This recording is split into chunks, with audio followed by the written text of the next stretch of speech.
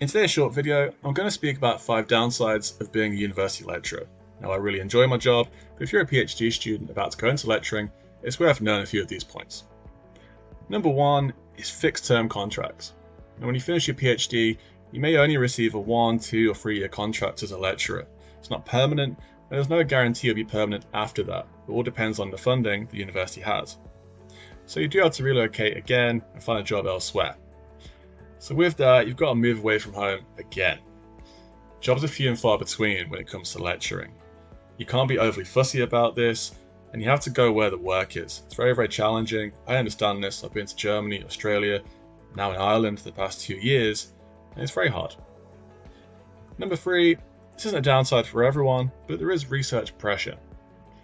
Each university is different in terms of the expectations. But one example could be the university expects you to publish 10 papers a year. This varies. Some universities it's just 1 paper a year. It could be really extreme, it could be 20 papers a year. But it's not just the quantity, it's the quality as well. So altogether, you've got a teaching side of the job, which feels like a full-time job anyway, and then you put research into the mix, add that pressure. This can cause burnout, a lot of stress in many lecturers. Number 4, when you finish your PhD, there can be a change in social activity when you start as a lecturer. You move to a new location, you're 27, you're still in that kind of party mode maybe, where you've done a PhD with your friends, you go out a lot, certainly how I was. And then you move into an environment as a lecturer where most of the staff are 35, 40 plus, they have children, they're married, so it's very hard to build a social life with colleagues. It's not the end of the world, but then you add COVID into the mix as well. You're in a new city, it can be very hard the early days of your career to get your social life going. And finally, like a PhD, as a lecturer as well, it is hard. Sometimes you just can't switch off.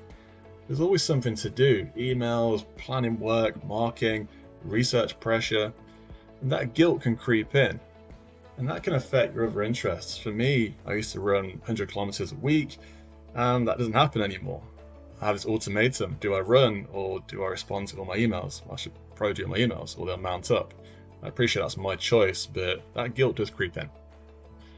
Okay, I kept that very short. Thanks for watching it. If you'd like to learn more about a PhD and the process of teaching during a PhD, I recommend you watch these videos here.